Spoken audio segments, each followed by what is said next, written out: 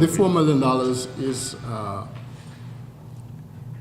still the overall budgetary projection for the force. It's not a.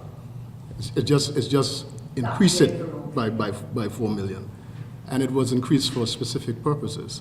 Last year I introduced 4 officers from the UK who came to assist in several areas within the force. Well, that is a part of it. We got leave to purchase a couple of additional vehicles. That is a part of it. As it relates to the other areas where that money is to be spent, it is not $4 million that we can go to the Treasury and draw down on. It is precisely under the same conditions as every other drawdown from the Treasury is. Commissioner Hall added that it is no secret that the cash flow has been difficult for TCIG. He said the availability of it on paper is there, and it will be spent as or when it is available. Now it is obvious that the force is stretched with limited resources. Here's Assistant Commissioner Rodney Adams. Some tough decisions were made towards the last quarter. I don't know, Commissioner may be accused of busting the budget somewhat because it costs money at the end of the day to get the initiatives in place in terms of Alpha 2.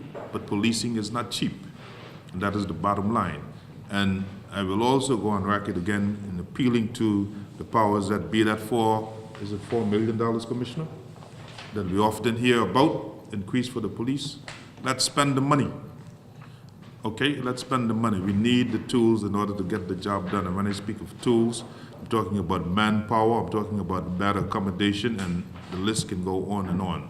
And as ACP Adams said, the police barracks is a major concern. Commissioner Hall reiterated. Conditions in certain barracks occupied by police officers were not the best.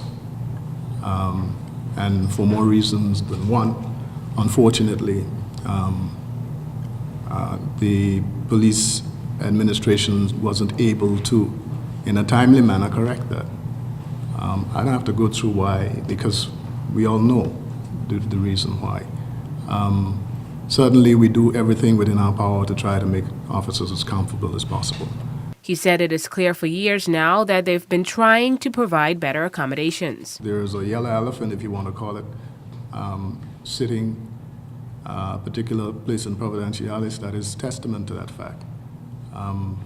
It has always been my aim to have officers comfortably housed in accommodations where they'll feel relaxed and invigorated in terms of coming to work, because at the end of work they can go in accommodations that is pleasant, where they can relax their mind and actually be anxious to go back to work and come back home. It was always my vision to have officers in efficiency apartments as opposed to in a barrack room.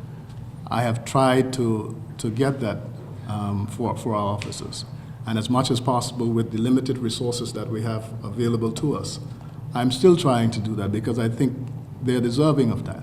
He ended saying that despite their living conditions, officers appear to have an understanding heart. The good thing about it is that the majority of our officers understand, and they, to their credit, have not in any way reacted in terms of not performing in spite of the circumstances they find themselves in. News 4 will continue to follow this.